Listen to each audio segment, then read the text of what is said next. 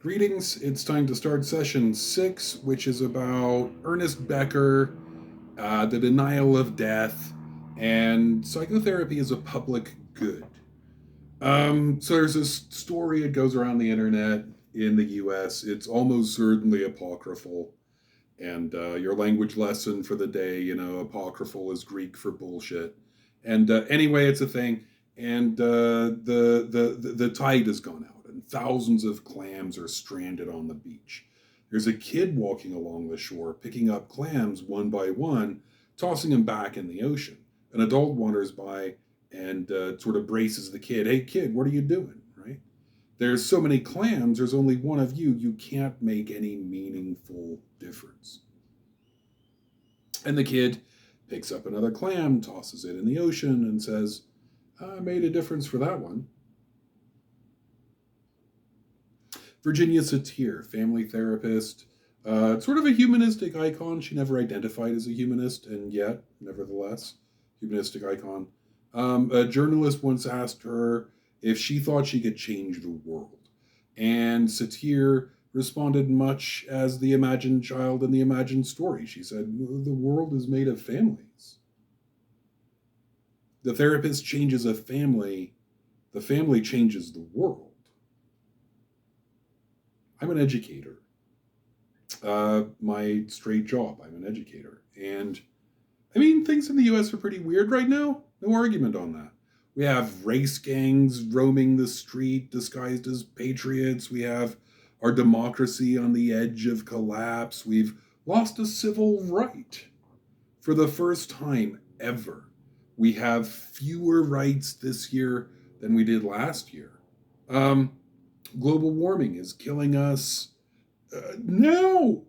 And it's hard to know what's even true anymore. Sometimes a student in class will ask, what are you doing, Dr. Diaz, to make a difference? Not as a challenge, but because they want to know, because they want to know how they can make a difference. And I'll just point around the classroom and say, this. Sometimes a student walks in on day one and they're a Nazi and they spend 4 months with me, and they leave on day 116 or whatever, and they're still a Nazi. I can't change a person. I don't want to change a person. I'm not trying to grab Nazis off the street and make them into decent human beings. That's not the point. It's not the point of education. What I know is this. The more educated people are, the less they vote for Nazis and the better long-term decisions they make. Democracy works when people are educated. So I go to work every day and educate people. Not so an individual person will make a better decision, but so we collectively will make better decisions. A quote that comes up kind of on right-wing media periodically is, a Thomas Jefferson quote. Democracy only works when people are educated and moral. And man, I've tried over the years to source that quote. I can't get it. He never seems to have said that. What he said was democracy only works when people are educated. Because one thing that Jefferson knew is that educated means moral. That is, yeah, no, I hear you. Moral reasoning requires reasoning. And when you have a populace that's well educated and capable of reasoning, then that population tends to make moral decisions. Again, an individual with an education could still be a pedophile or a murderer or something. But collectively, the more that we're educated, better decisions we make. Tom Greening. Tom Greening used to edit the JHP, Journal of Humanistic Psychology? He went to Europe a while back, and in East Germany, he met some people who lived under Russian rule, before the collapse of the Soviet Union before Mr. Gorbachev tore down this wall.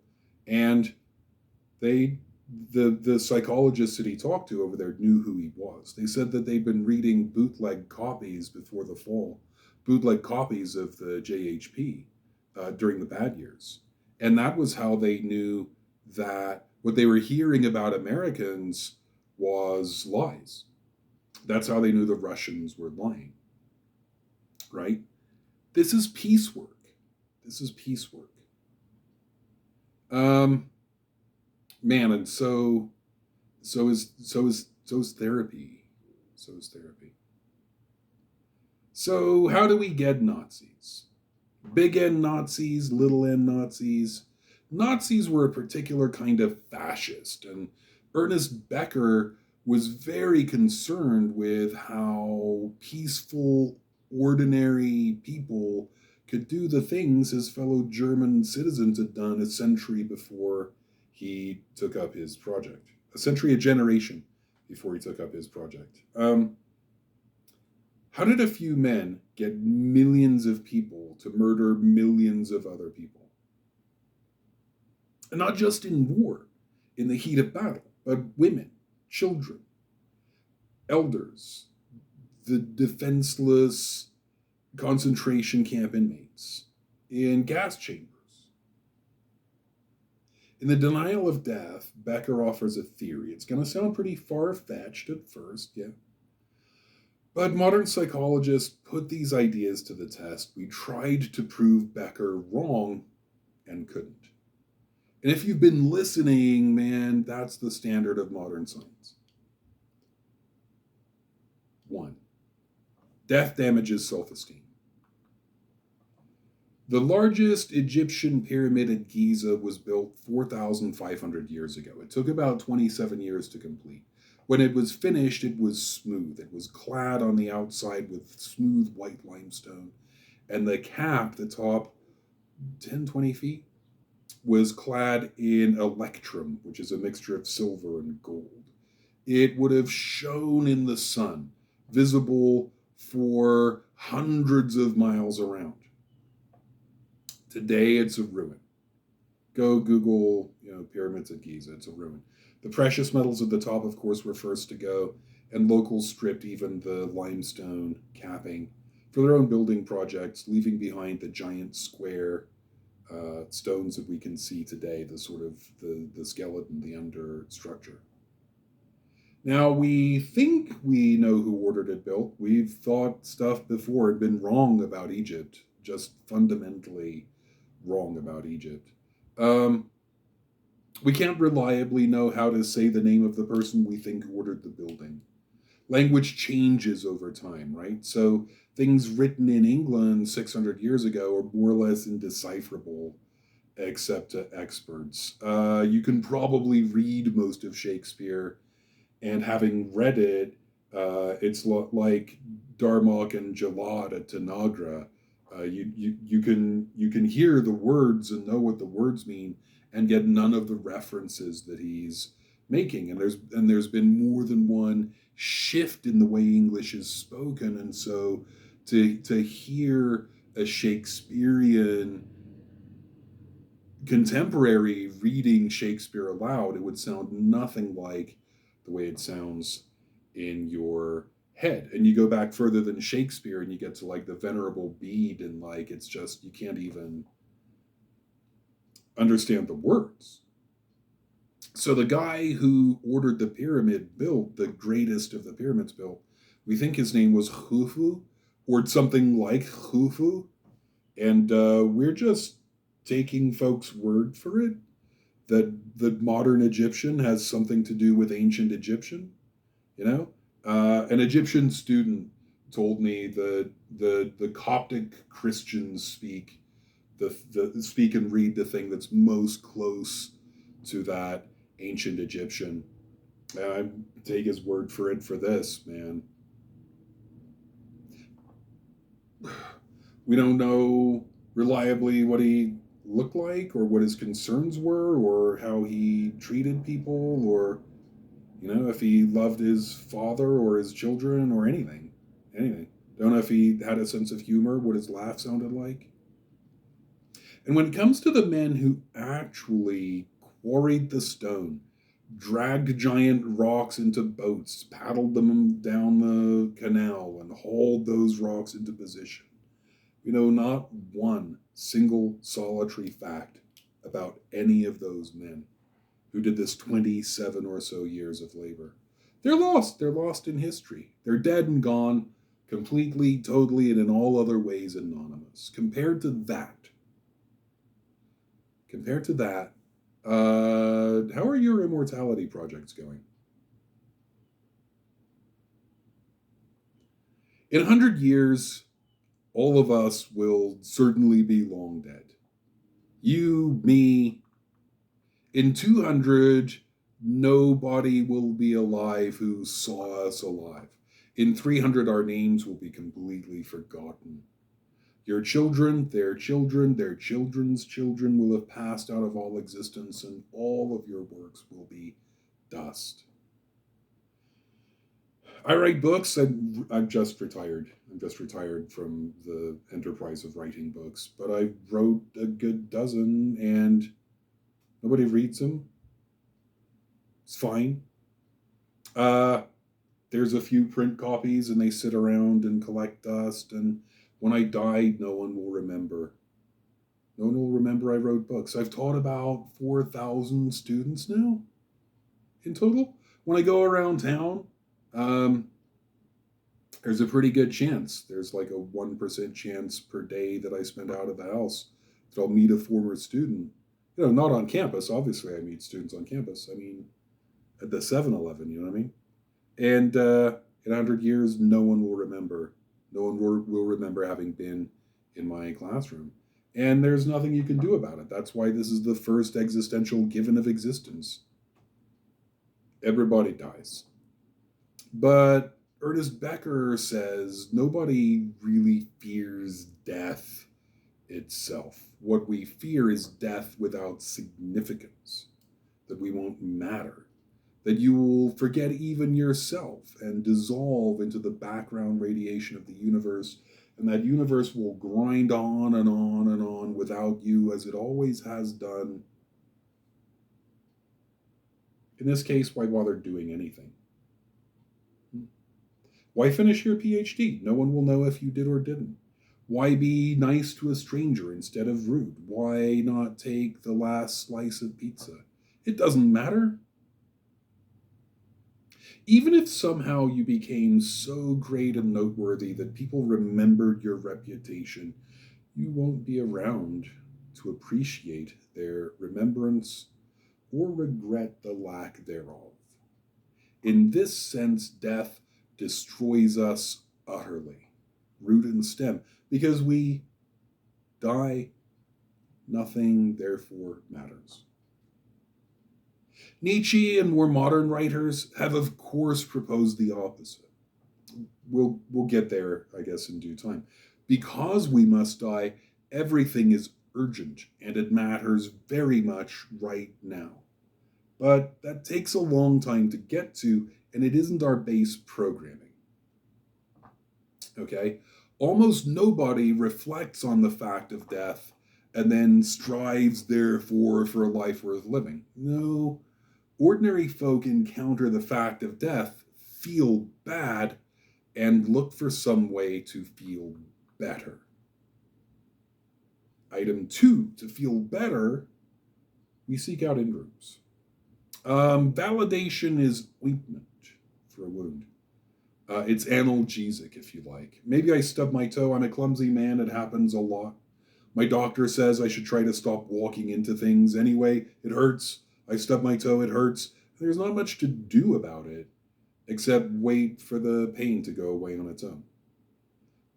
But I could do something that feels good to take my mind off the pain. Maybe I could go to the freezer and get a little ice cream. Ice cream tastes good. Even babies get this. If you have to give a baby a shot, because you're a doctor and you're doing it for medical purposes, baby gets a shot, gets upset, rub a little sweet juice on their gums, and the taste of sugar won't make the pain go away, but it'll seem as if it made the pain go away. I eat ice cream, my toe still hurts, but I'm not thinking about it, and I, like a baby, kind of forget. All right, humans have this weird bit of programming inside of us.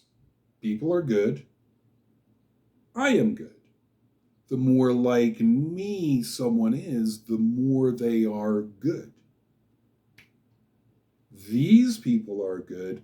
They're like me, and if they're like me, I must be good. It's circular. Yeah, I know, it's circular. But we don't tend to notice it. We're just set up that way, all right, for evolutionary reasons. Um, Now, validation is when we check our decisions or our ways of being against what other people are doing, find that there are people out there just like us, and then feel good with ourselves. So maybe I go to the giant mega church up north from here. 10,000 people are there with me, and like all but four of them are white. And, they all look like me. We know all the words to the fight songs, when to stand and when to kneel, when to say amen, the calls and responses, and how to shake hands at handshaking time and whatever's going on in there. If that were me, which it decidedly is not, if that were me, I could leave service feeling good. Validated. Look at all these people who believe what I believe. Maybe I go to a political rally. I know the slogans. I get to rub shoulders with thousands of like-minded people. Maybe I go to a political protest, demonstration. Maybe I go to something smaller, like a group for novelists, a book signing, an existential psychology conference. People come to the APA Division 32 meetings and they go away feeling recharged. My friend Veronica calls it tribe time. I got to get my tribe time in. We come home, we travel thousands of miles to be at this home that's not about where our house is, it's where our people are, and we visit with our tribe, and then we go back out among strangers. This is all mostly harmless, and it can be made very dangerous. What's the problem with belonging to an in-group and feeling good? Well, for starters, it can make us turn off all of our logic. In a way, we could be said to have two brains with quite different purposes. The low brain, or the old brain, it gives us tools for immediate survival. It gives us especially fear and aggression, especially towards strangers. And it gives us in-group mob behavior. The front, or new brain, the neocortex, gives us tools for long-term survival, for repressing fear, doing things that are scary because they need to get done, for thinking things through, for delaying gratification, for trusting strangers. And they can't both work at the same time. When the low brain is activated, logic kind of goes out the window. People are weak.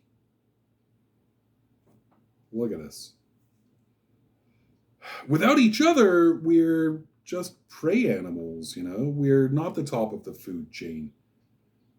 We're food for mosquitoes. Never mind jaguars and lions and alligators.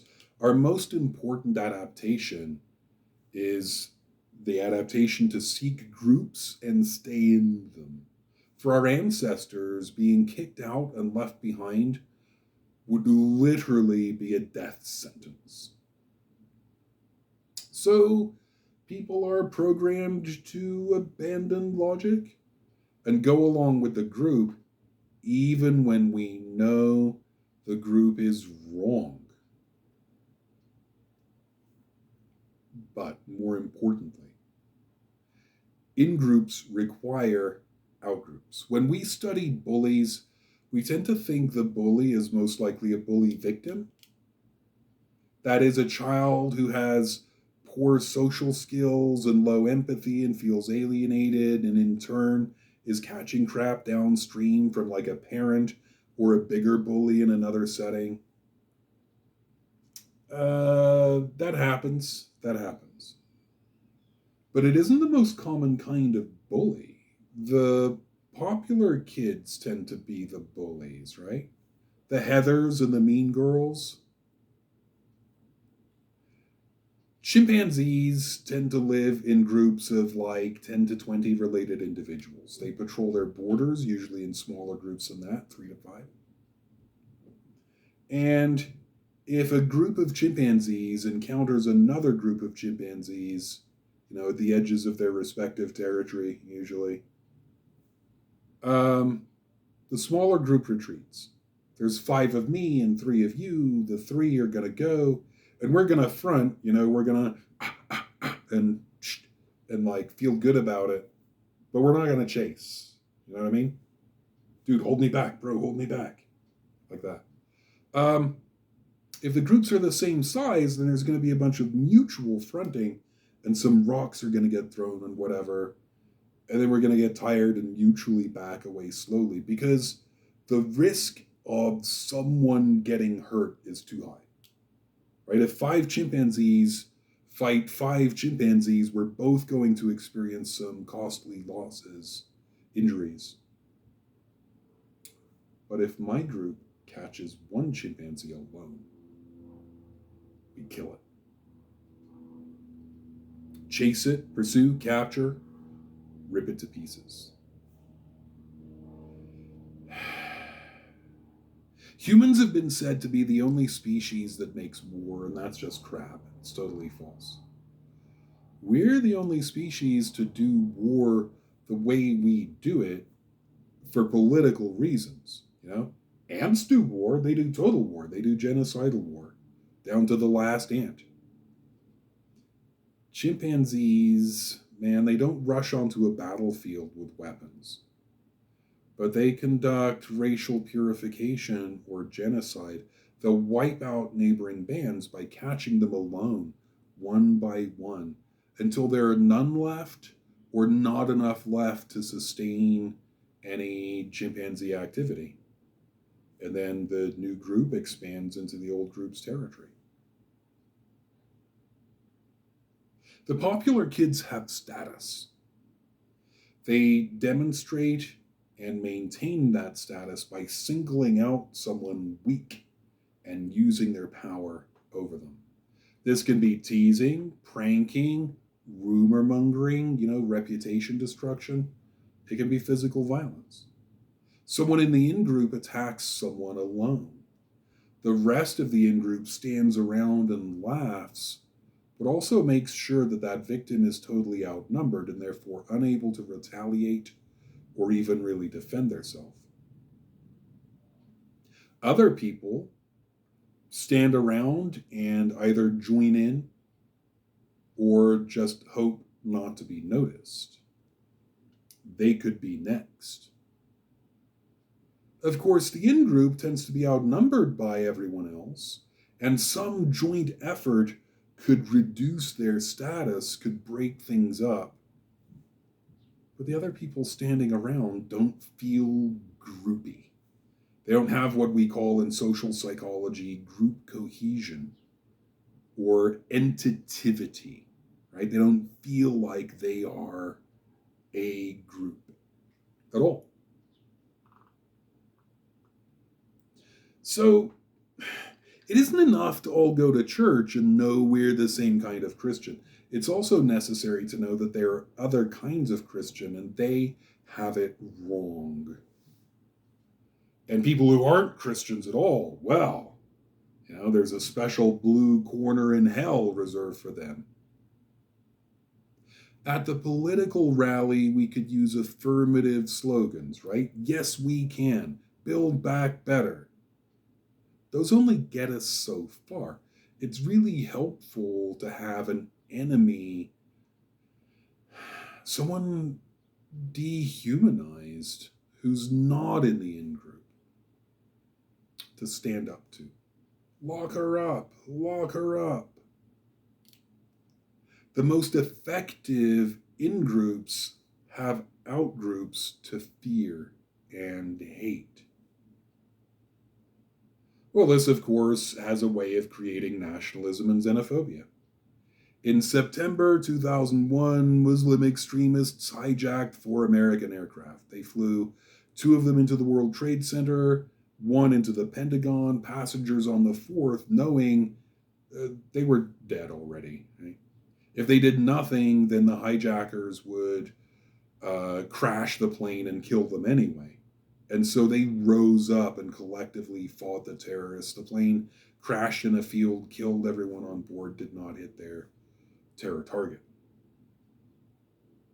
One American political party, you know which one, seized on the fear created by this incident. They ran on national security, but also on racism, anti-Muslim rhetoric.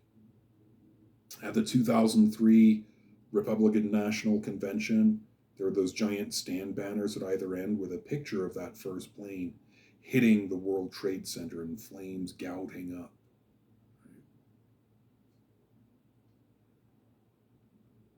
That political party has become increasingly anti-democratic and has done tremendous harm to democracy itself, to the United States, much more than a few foreign terrorists ever could have done. People who believe their own country is special, that it's a holy land blessed by God, infallible, pure, and that other countries are just shitholes full of dirty people or even subhumans. Such people can be goaded into atrocities, just like Nazis. After World War II, the Allied nations rounded up some German officers, political leaders, economic leaders, a few soldiers, some administrators. Those accused of war crime were put on trial. The British didn't even want to bother with a trial. They said it was a foregone conclusion, that it was a show, and they just wanted to execute the prisoners by firing squad, shoot them in the head. The Americans, though, insisted on public and transparent justice.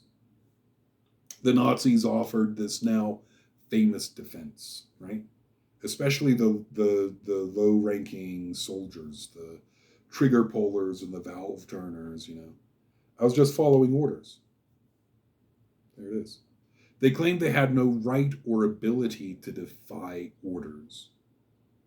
The courts, of course, rejected this defense and proceeded to execute them by hanging.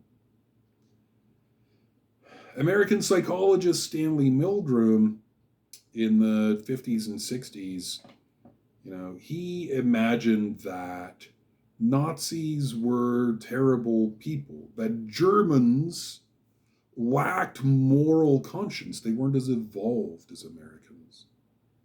And regular folks would never follow the orders that those low-ranking Nazis followed. Certainly not to such dreadful conclusions. He set up an experiment to prove it was true. Right? In the front room of the experiment, there was a volunteer, a teacher in this context, and they would ask via microphone a series of questions, and someone in the back room, who they thought was a volunteer, actually someone in on the gag,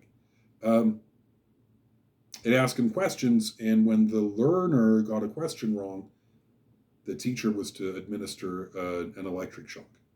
And every time the learner got a thing wrong and got shocked, they'd flip the switch to escalate the electric shock so the next shock would be higher in voltage. Of course, there's no one even back there, The shocks aren't real. And the shocks go up to, 150 volts? And the last shock is labeled danger. And there we go. We want to know, how far will this volunteer go in administering apparently what they should think is a lethal electric shock, ultimately, the way the thing's set up. How far will the basic person go in doing this? And Milgram went around campus and asked students, and he asked his colleagues what they thought was going to happen when they did this. And they agreed with him that fewer than one person in 1,000 would go all the way to the apparently lethal electric shock. 99% of the people he informally surveyed believed this. The Nuremberg verdict they thought was righteous. Just following orders is no defense at all, because a regular person with a moral conscience would defy those orders. But in fact, 82.5% of participants complied with instructions to the very end. And in modern replications, 70% of people usually go along with it. Milgram, in attempting to prove that Americans were in some way morally superior and would not behave just like Nazis, in fact proved the opposite. The Nazis were not special. They were just ordinary people, just like us. The Nazis are us. The circumstances just account for so much more of the behavior than any individual trait of an individual person. So, in case that all sounds very far-fetched, I mean, the experiment goes like this. Uh, Here's the basic version. I have an attitude survey, and the top half of it's going to be about Americans and Christians, because this is America. The bottom half is going to be about Iranians and Muslims. All right, positive views of Americans and Christians, negative views of Iranians and Muslims. Give that survey in two conditions. In condition one, participants are in a room and there's no view of anything. It's just the room and the survey. In condition two, there's a window and the window overlooks a graveyard. We call this the death salience condition. People are reminded of their mortality. Now, when there is no view, I mean, Americans are kind of nationalistic and xenophobic. Not much more, not less than anybody else. We like ourselves, on the whole, by and large. And we're wary of strangers. You know? But when we can see that graveyard, we are much more likely to endorse quite problematic statements like America is the greatest country in the world, the Constitution is divinely inspired, Muslims aren't real Americans, we need stronger border controls. And on the back half, that mistrust of Iranians and Muslims escalates into endorsing violence. Bomb the shit out of them. Bomb, bomb, bomb, bomb, bomb Iran. You can do this in Iran? Sure. Flip it, The top half is favorable views of Iranians and Muslims, and the bottom half is unfavorable views of Americans and Christians, and Iranians become more in favor of themselves and endorse more violence against Americans and Christians when they can see the graveyard, right? Death to America. America is Satan, yada, yada, yada, yada, yada.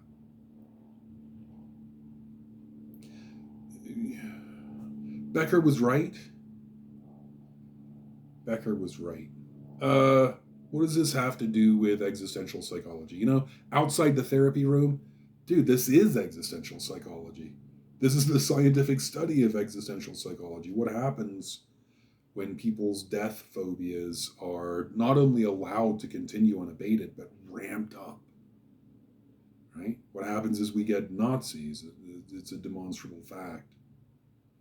Inside the therapy room, look, death is a phobia, right? People have all kinds of phobias. What are the most common ones? In no particular order, I guess: public speaking, spiders, snakes, open spaces, strangers, being in public.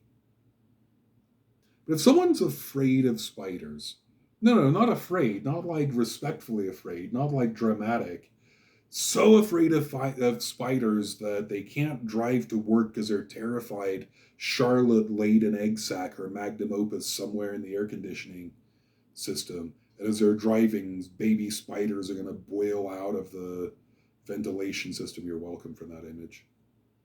Not just afraid of snakes, but so afraid of snakes that they pee into glass jars and poop in boxes because they're terrified a snake is gonna swim up the plumbing system and plumbing and bite them on the nethers. Right? That's a phobia. Well, what are you really afraid of? Right? Not just that you'll encounter a spider and it'll be terrifying, but that the spider will bite you and you will die. Not just the snake, but what do snakes do? What do sharks do? Um,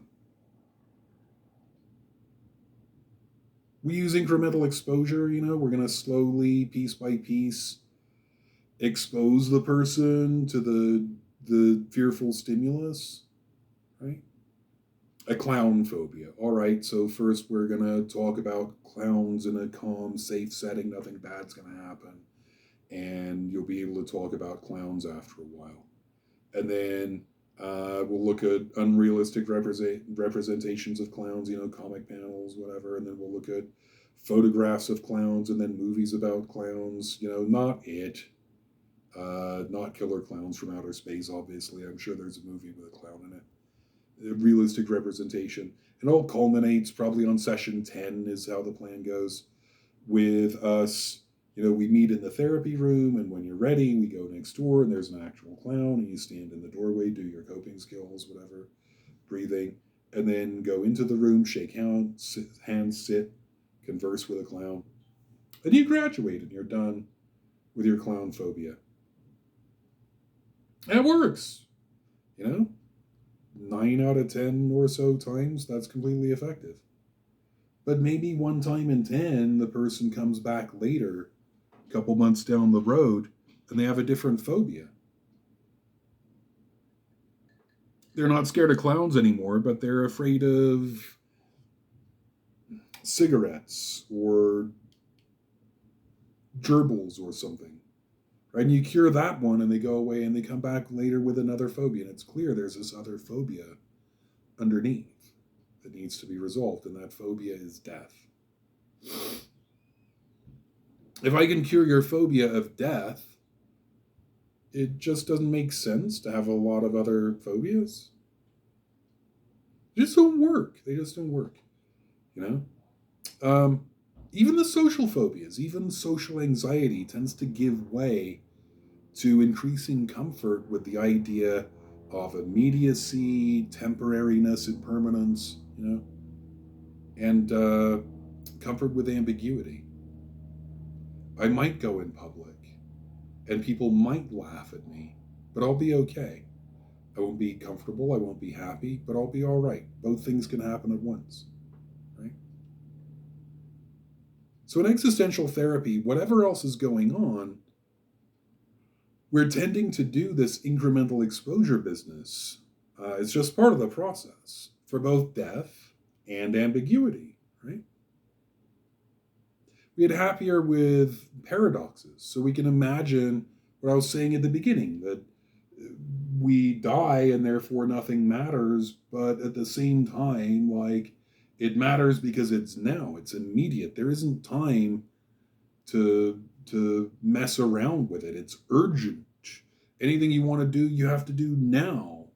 Anybody that you love, you have to tell them now because they could be gone tomorrow. Not in spite of the impermanence of the whole thing, but because of the impermanence of the whole thing, it matters. That PhD, get it now, it matters. Okay? And sitting with our limitations, with our difficult feelings, with our anxiety, with infinity on one side and immediacy on the other, that slowly cures our death phobia. This might be good for a person, If that's the problem the person's come in with, we're for sure going to do that more on purpose.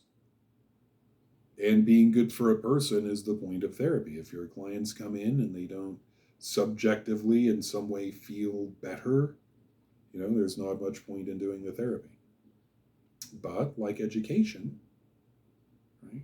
Like education, the more people can be cured of their phobia of death, the less we need in groups, the less we need out groups, the less we need war, the less we're willing to scapegoat vulnerable minorities. You know, when a client says Mexicans are rapists and they're not sending their best and their brightest, the educated person who's not so easily frightened goes, hang on though, let's evaluate that statement. Here's some stuff to think about. What does an individual psychotherapist actually owe to society? Right? To what degree is society a client, the client? And how can we sit in therapy as the therapist with people who hate other people?